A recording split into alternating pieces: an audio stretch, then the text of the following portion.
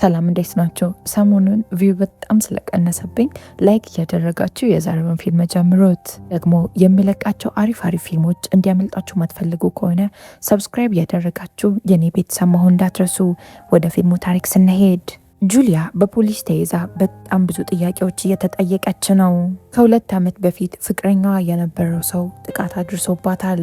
ፖሊሶችም አልፈልግህም ብለሽ ከተውሹ በኋላ ድጋሚ ለምን ልታገኙ ሞከርሽ ብለው ይጠይቋታል። ፎቶዎችሽንና የውስጥ ልብስሽን እንደላክሽለት በጣም ብዙ ማስረጃዎች አሉን አሏት።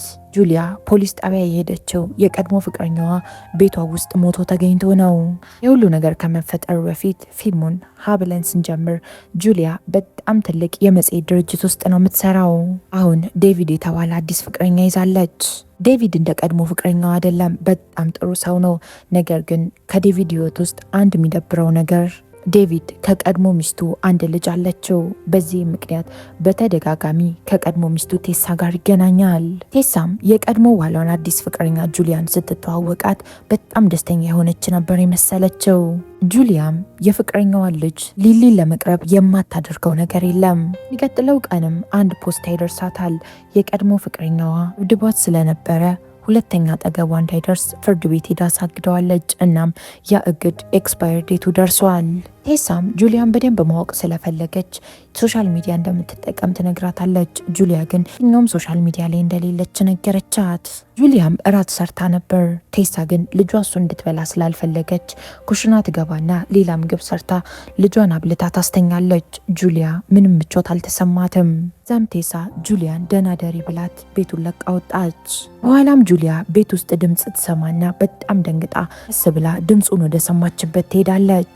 ጁሊያ በጣም በሚያስደነግጥ ሁኔታ የቀድሞ ፍቅረኛዋን ከቤቷ ውጭ የተመለከተችው መስሏት ነበር። በዚህ መሃል ፍቅረኛዋ ወደ ቤት ይመጣል። ዴቪድም እረ ማንም ሰው የለም እንዲሁ ዝም ብለሽ በባዶ ሜዳን የደነገጥሽው ይላታል። የጁሊያ ጩኸት ሊሊን ከእንቅልፏ ቀስቅሷት ነበር። የሚቀጥለው ቀን ጁሊያ ለራሷ ቀሚስ ለመግዛት ከቤት ትወጣለች። ልብስ ቤቱ ባለቤትም ቴሳም እኮ የኔ ደንበኛ ነች ብላ የጁሊያን ደስታ አጠፋችው። ጁሊያም ለቀድሞ ሚስት ልንጋባ እንደሆነ መች ነው የምትነግራት ብላ ፍቅረኛዋን ታስጨንቀዋለች። ቴሳ የቀድሞ ባሏን ከሌላ ሴት ጋር ስታየው ፍቅሯ እንደ አዲስ እያገረሸ እየመጣ ነው። ዴቪድ አንድ ፕሮግራም አዘጋጅቶ ሁሉንም ጓደኞቹን ጋብዞ ነበረ። እዚህ ፕሮግራም ላይ ቴሳም ተገኝታለች። እናም ጁሊያ ልትገዛው የነበረውን ቀሚስ ገዝታ ለብሳ ነበር የመጣችው። ጁሊያም ስልኳን አስቀምጣ ከዴቪድ ጋር እየጨፈረች ነበር። በዚህ መሃል ቴሳ የጽሁፍ መልእክት ትመለከትና ቴሳና ዴቪድ ሊጋቡ እንደሆነ ታውቃለች። እዚህም በጣም ተናዳ ቴሳ ማታውቀው ሰው ጋር ተኛች። ጁሊያ ስልኳን ልታገኘው አልቻለችም። የት እንደጣለችው ልታስታውስ አልቻለችም ነበር። በሚገርም ሁኔታ ቴሳ የጁሊያን ስልክ ሰርቃ ቤቷ ይዛው ሄዳለች። ቴሳም የጁሊያን ስልክ ከፍታ የተለያዩ የግል መረጃዎቿን እየተመለከተች ነው። ከሁሉም በላይ ደግሞ ስለ ጁሊያ የቀድሞ ፍቅረኛ አንዳንድ መረጃዎች አገኘች። የሚቀጥለው ቀን ቴሳ ቀጥ ብላ ዴቪድን ለማግኘት ትሄዳለች። እናም ስለ ጁሊያ ምን ያህል ታውቃለህ? ለአንተ ጁሊያ ትክክለኛዋ ሴት ላትሆን ትችላለች አለችው። በዛ ላይ ደግሞ ልጃችንን እንዴት መንከባከብ እንዳለባት በስነስርዓት እንኳን አታውቅም አለችው። ዛም ቴሳ ካናገረችው በኋላ ዴቪድን ለመሳም ትሞክራለች። እሱም በቃ ይበቃሻል፣ ወደ ቤት ሂጂ ብሎ አባረራት። ቴሳም አውቃ ቀስ ብላ የዴቪድ መኪና ውስጥ የጁሊያን ስልክ ወርውራው ትሄዳለች። ዴቪድም ስልክሽን መኪና ውስጥ ጥለሽ ነው ብሎ ይሰጣታል። ጁሊያም ስልኳ እንደተቀበለች ነበረ ከማታውቀው ስልክ ቁጥር ስልክ የተደወለላት። ስልኩን አንስታ ለማውራት ብትሞክርም ማንም አላወራም። ጸጥ ብሎ ድምጿን አዳምጦ ስልኩን ይዘጋል። ቴሳ ጁሊያ በስነስርዓት ጸጉሽን እየተንከባከበችው አይደለም እያለች ልጇ ላይ እየጮኸችባት ነው። የቴሳ እናትም ቴሳን ለመጠየቅ ወደ ቤት ትመጣለች። በሚገርም ሁኔታ እናትና ልጅ ሁሉም ነገራቸው አንድ አይነት ነው። ከዛም እና የቀድሞ ባልሽ አዲስ ፍቅረኛ እንደያዘ ሰምቻለሁ፣ ምን አይነት ሰው ነች ብላ ቴሳን ለማናደድ ስለ ቀድሞ ባሏ ፍቅረኛ ማውራት ትጀምራለች። ቴሳም ቀስ በቀስ እየተናደደች እንደመጣች ፊቷ ላይ ያስታውቃል። አንቺ እያለሽ ልጅሽ ሌላ እናት ሊኖራት አይገባም፣ እንዴትም ብለሽ ሰርጉን ማስቆም አለብሽ አለቻት። የዛሩ ምሽት ቴሳ ስራዋን ጀመረች። ከዛም በጁሊያ ስም ፌስቡክ አካውንት ትከፍትና ከጁሊያ ስልክ የወሰደቻቸውን ፎቶዎች ትጠቀማለች። ጁሊያ ቤቷ ውስጥ ገላዋን እየታጠበች እያለ ማንነቱ ማይታወቅ ሰው እሷ ሳታይ ቤቷን ሰብሮ ይገባል። ቤት ውስጥ የገባው ሰውም የጁሊያን የውስጥ ልብስ የዴቪድን ሰዓትና የጁሊያን የጣት ቀለበት ነበር የወሰደው። ብዙም ሳይቆይ የቤቱ ደውል ይጮህና ጁሊያ ሄዳ በሩን ስትከፍት የቤቷ በር ላይ ነጭ ሮዝ አበባ ታገኛለች። የዛኑ ሰዓት ቴሳ መጣች። ጁሊያም በጣም ተናዳ ቴሳን ለምንድነው እዚህ ቤት የምትመላለሹ? ይሄ ቤት እኮ የኔና የዴቪድ ነው ትላታለች። ጁሊያም ወደ አበባ ሱቁ ትደውልና አበባውን ማን እንደላከላት ለማወቅ ትሞክራለች። ነገር ግን አበባውን የላከላት ሰው ማን እንደሆነ ልታወቅ አልቻለችም። አሁን ማታ ተኝታ እንኳን የምታያቸው ህልሞች በጣም ነው የሚያስፈሩት። እጮኛዋ አጠገቧ ተኝቶ እንዲሁ በሐሳቧ የቀድሞ ፍቅረኛዋ አጠገቧ የተኛም ይመስላታል። ጁሊያም እንቅልፍ እምቢ ሲላት ጓደኛዋ ጋር ደውላ የተፈጠሩትን ነገሮች በጠቅላላ ለጓደኛዋ ትነግራታለች። ጓደኛዋም አትጨነቂ፣ እንዴት ያገኝሻል? በዛ ላይ ደግሞ ሶሻል ሚዲያ አትጠቀሚም፣ ምንም አታስቢ ብላ ጁሊያን ታረጋጋታለች። ዴቪድ ከእንቅልፉ ሲነቃ እጮኛዋ አጠገቡ የለችም። እናም ስልክ እያወራች እንደሆነ ድምፅ ይሰማል። እሱም ከማጋር እያወራች እንደነበር ጠየቃት። ቴሳ ምንም ጊዜ እያባከነች አይደለም። የጁሊያን የቀድሞ ፍቅረኛ ፌስቡክ አካውንት ታገኝና አዲስ በከፈተችው በጁሊያ አካውንት ታወራዋለች። በጣም ናፍቀኸኛል ላይ እፈልጋለሁ ብላ ጽፋለት ፎቶም ላከችለት። ቴሳም ጁሊያን መንገድ ላይ ስታገኛት ለትላንቱ በጣም ይቅርታ ብላ ይቅርታ ትጠይቃታለች። ከዛም አንድ ላይ እራት እንብላ ብላ ይዛት ወደ አንድ ሬስቶራንት ገባች። ቴሳም ጁሊያን ለማስቀናት ከዴቪድ ጋር ስለነበራት ፍቅር ግንኙነት ለጁሊያ ማውራት ጀመረች። ተፋተንም ቢሆን እኔና ዴቪድ በጣም ጥሩ ሁኔታ ውስጥ ነበርን፣ አንቺ መተሽ ነው ሁሉንም ነገር ያበላሸሽው አለቻት። የሚገርማችሁ ነገር እነ ጁሊያ ቤት ገብታ የጁሊያን ውስጥ ልብስ ቀለበትና የዴቪድን ሰዓት የሰረቀችው ራሷ ቴሳ ነበረች። እናም የሰረቀቻቸውን ነገሮች አንድ ላይ በስጦታ ማስቀመጫ ሳጥን ውስጥ እያደረገችው ነው። ይህንንም ነገር ለማይክል ለመላክ እያዘጋጀች ነበር። ጁሊያም አንድ ቀን ከሊሊ ጋር አንድ ፌስቲቫል ላይ ተገኝታ እንደ አጋጣሚ መንገድ ላይ ሆና ስልኳ ይጮሃል። አሁንም በማይታወቅ ስልክ ነበር የተደወለላት። ጁሊያም ሀሳቧ በጠቅላላ ስልኩ ላይ ስለነበረ ሊሊ ጠፋችባት። ጁሊያም ምን ማድረግ እንዳለባት ግራ ይገባትና ፈጠን ብላ ዴቪድ ጋር ሄዳ ሊሊ ጠፋችብኝ ብላ ነገረችው። ጁሊያ ሊሊን እየፈለገቻት ሰዎች መሃል የቀድሞ ፍቅረኛዋን ከሩቅ አይታው ነበረ። በስተመጨረሻም ቴሳ ሊሊን ታገኛታለች። ቴሳ በጣም ነበር ዴቪድ ላይ ተናዳ እየጮችበት የነበረው። እንዴት ልጄን ብቻዋን ትተዋታላችሁ እያለች ነው። ወደ ቤትም ከተመለሱ በኋላ ዴቪድ እውነቱን ንገሪኝ፣ እውነቱን ማወቅ እፈልጋለሁ ብሎ ጁሊያን ያፋጠታታል። እሷም የምን እውነት ነው ምነግርህ እያለችው ነው። ዴቪድም ቀለበትሽ የት ነው ያለው ብሎ ጠየቃት። ቀለበትሽን ማድረግ ለምንድን ያቆምሽው ይላታል። ሌላኛው ጥያቄ ደግሞ አበባ ማን ላከልሽ አላት። ዴቪድ ቴሳ የጠየቀችው ጥያቄዎች በጠቅላላ ጥያቄ የሆኑበት እውነትም ጁሊያን አላቃትም ማለት ይጀምራል። በዛ ላይ ደግሞ ዛሬ በተፈጠረው ነገር ቴሳ ከዚህ በኋላ ልጇን ካንቺ ጋር መተው አትፈልግም አላት። ባንቺን ዝላልነት ምክንያት ልጄን ድጋሚ ላላያ ትችላለሁ ብሎ በጣም ተናዶ ተነስቶ ጥሏት ይሄዳል። ቴሳም ለልጇ ፈረስ መንዳት እያስተማረች ነበር። ሊሊ ግን በጣም ፈርታለች። ፈጠን ብላ ከፈረሱ የምትወርድበት አጋጣሚ እየፈለገች ነው። በዚህ መሃል ጁሊያ ወደ እነሱ መጣች። ቴሳ የልጇ መፍራት ያን ያህል አላስጨነቃትም። ፈረስ መንዳት መቻሏ እንደ ግዴታ አርጋ ነበር የወሰደችው። ጁሊያም ከፈራች ለምን ከፈረሷ እናወርዳትም ትላለች። ቴሳም ያንቺን ሀሳብ የጠየቀሽ የለም፣ መንገድ ላይ ለማንም የተውሻት ሰው እኮ ነሽ አለቻት። ጁሊያም ሊሊን ከፈራሽ ንገሪኝ፣ ከፈረሱ እንድትወርጂኝ ያግዝሻለሁ አለቻት።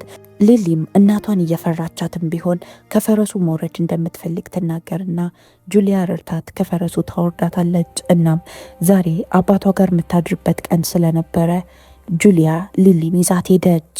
ቴሳ ልጇ እናቷ ፊት ስላሳፈረቻት በጣም ነበር የተናደደችው። እናቷም ልጅሽን እንኳን መቆጣጠር አቅቶሻል ብላ ቴሳን ተቆጣታለች። ሊሊም ከጁሊያ ጋር መኪና ውስጥ ከገባች በኋላ ላረኩት ነገር እናቴ ትቃጣኛለች አለቻት። ምሽት ላይ ዴቪድ አብረን ሄደን የስራ ኢንቨስተሮችን ላስተዋውቅሽ ይላታል። ጁሊያ ቤት መሆን ብትፈልግም ባሏን ለመደገፍ እሺ ብላ አንድ ላይ ይሄዳሉ። እየተመገቡ እያለ ጁሊያ ቴሳን ባሏ አጠገብ አድርጋ መሳል ጀመረች። እናም ባሏን አማላ የምትቀማባት ነበር የመሰላት። ጁሊያም ብድግ ትልና ጮኛዋን ዴቪድን እየጎተተችው ይዛው ወደ ሽንት ቤት ትሄዳለች። በሌላ በኩል ቴሳ ጁሊያን መስላ ከማይክል ጋር ማውራቱን ቀጥላለች። የላከችለት ቀይ ፓንት ደርሶታል። በስተመጨረሻም በአካል ላገኝሽ እፈልጋለሁ ብሎ የጽሑፍ መልእክት ይልክላታል። ቴሳ ሊሊ ወደ ቤት ከተመለሰች በኋላ እኔ ያልኩሽን ባለማክበርሽ ቅጣት እቀጣሻለሁ ብላ ልጇ ላይ የጮኸችባት ነው። እንደ ቅጣትም የልጇን ረጅም ፀጉር ትቆርጥባታለች። ሊሊ በጣም ነበር የተከፋቸው።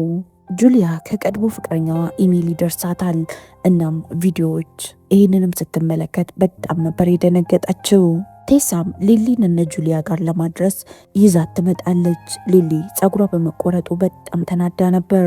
ሊሊ ምንም ነገር ሳትናገር እየሮጠች ነበር ወደ ክፍሏ የሄደችው። ጁሊያም አልታዘዝም ስላለችሽ እንደ ቅጣት ፀጉሯን ቆርጣሽባት ነው ትላታለች። ቴሳም ማድረግ ያለብኝን ነገር ነው ያደረኩት፣ ምንም አዲስ ነገር የለም ትላለች። ጁሊያም ቴሳን ለምንድን ነው ግን የሁሉንም ሰው ህይወት ማክበድ የምትወጀው አለቻት። ይህንን ባህርሽን የምትቀጥይበት ከሆነ ይቆጭሻል ብላ ጁሊያ ቴሳ ላይ ትጮህባታለች።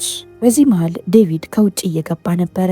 ቴሳም የዴቪድን ድምፅ ስትሰማ ሳትነካ ከደረጃው ራሷ ትወድቅና ጁሊያ የገፈተረቻት ታስመስላለች።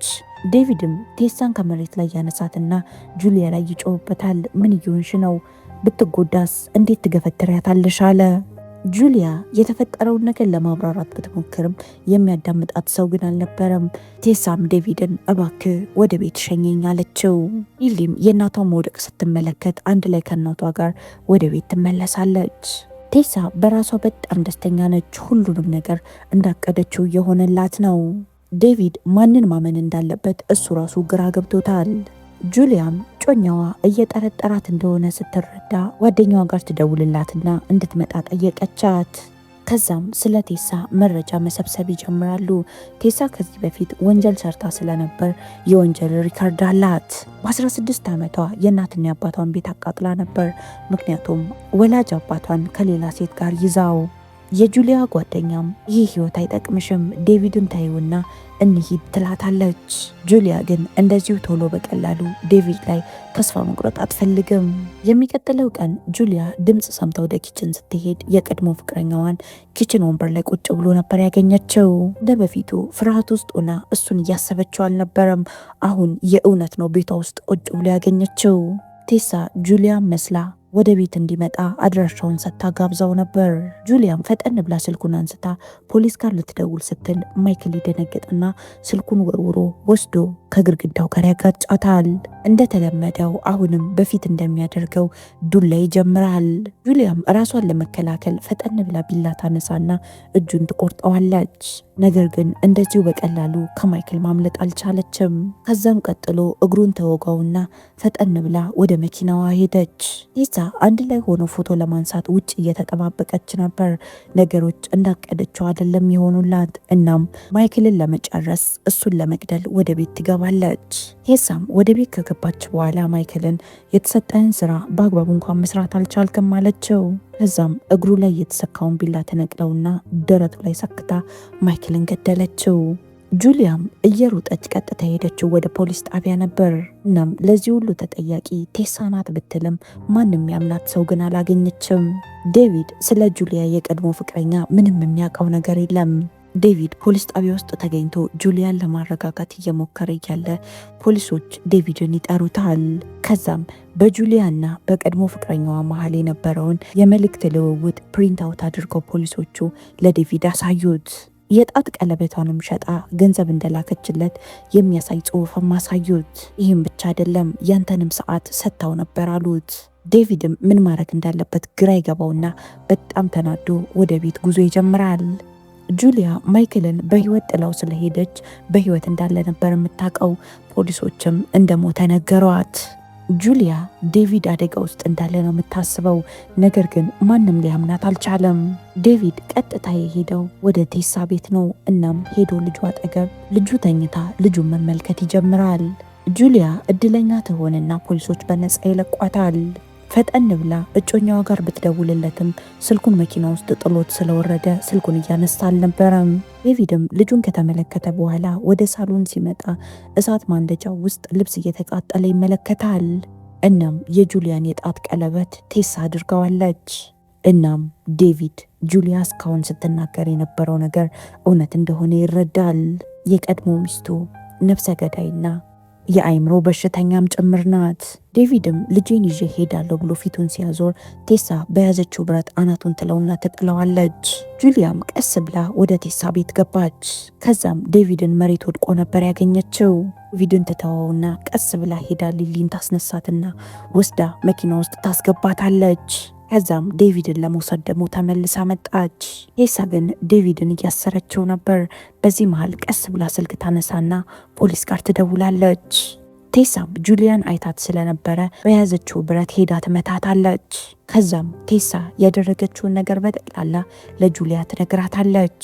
ይህ ሁሉ ነገር ሳረግሽ አንድ የምታውቂው ነገር አልነበረም። አንቺ ልጄንና ባሌን ልትቀሚ ስትዘጋጂ ነበር አለቻት። በእነዚህ ሁለት ሴቶች መሀልም ኃይለኛ ድብድብ ይነሳል። ጁሊያም ቴሳን ወስዳ ግድግዳ ላይ ከነበረው ምስል ጋር ታጋጫታለች። እዛም ቴሳ ራሷን ስታስትወድቅላት ጁሊያ ፈጠን ብላ ዴቪድን መፍታት ጀመረች። ቴሳ ትነቃና ቢላ ይዛ ጁሊያን ለመግደል ትሞክራለች። በስተመጨረሻም ጁሊያ ቴሳን ገደለቻት። ሁሉ ነገር ከተፈጠረ 6 ወር ሆነዋል። አሁን ሁሉም በሰላም እየኖሩ ነው። ዴቪድንና ጁሊያን የሚበጠብጣቸው የለም። የዚህ ፊልም ታሪክ እዚህ ላይ ያበቃል። የምታገቡት ሰው እንደ ዴቪድ አይነት ሰው ቢሆን ከቀድሞ ሚስቱ ጋር ተስማምታችሁ የምትኖሩ ይመስላችኋል? ተስማምታችሁ የምትኖሩ ከሆነ ኮመንት ላይ 1 ቁጥርን ጻፉልኝ። እስካሁን አብራችሁኝ ስለቆያችሁ በጣም ነው ማመሰግነው። ነገ በተመሳሳይ ሰዓት በሌላ ፊልም እስከምንገናኝ ድረስ የነገ ሰው ይበለን። እወዳችኋለሁ። ቻው